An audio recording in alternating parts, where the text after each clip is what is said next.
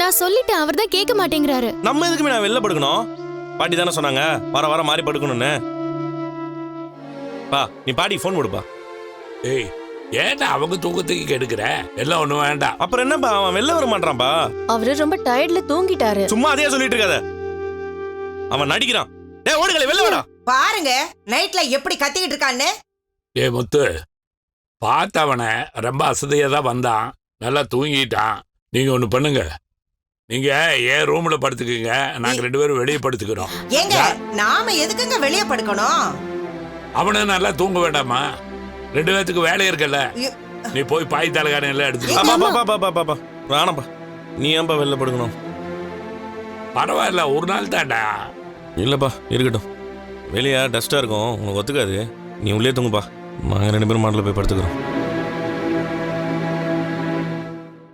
மீனா நீ பாய் எடுத்து மாடியில் போடு. சரிங்க. நீ போய் தூங்குப்பா, போய் படுத்துக்கப்பா.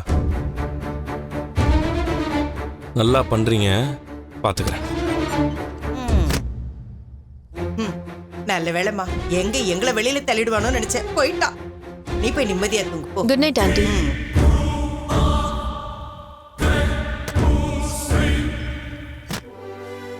சரிங்க சார், காலைல சீக்கிரம் வந்துடுறேன் சார்.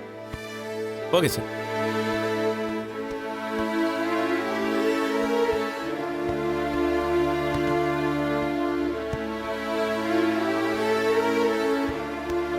மீனா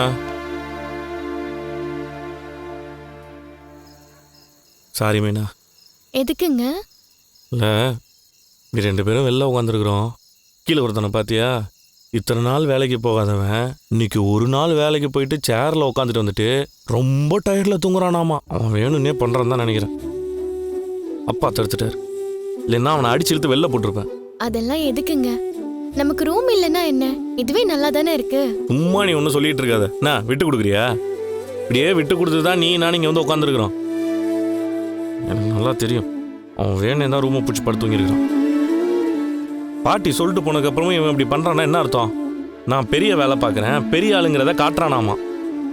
அப்பா வருத்தப்படக்கூடாது தான் நானும் கீழே தகராறு பண்ண மாட்டேன். ஆனால் அப்படி தானே உன்னை மொட்டை மாடில் வந்து படுக்க வச்சிட்டேன்.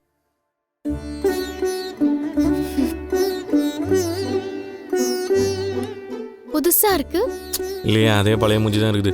அது இல்ல, ஏதோ ரொம்ப ஃபீலிங்காலாம் பேசுறீங்க. உங்க முகத்துக்கு இது ரொம்ப புதுசா இருக்கே. இடம் கிடைக்கலன்னு இப்பெல்லாம் நீங்க ஃபீல் பண்ண மாட்டீங்களே? அது அந்த மனோஜுக்கு ஓனர் ஆயிட்டோன்ற மிதப்பு. அந்த பார்லர் அம்மாவும் அதுக்கேற்ற மாதிரி தான் நடந்துக்குது. நியாயப்படி இன்னைக்கு நம்ம முறை தானே.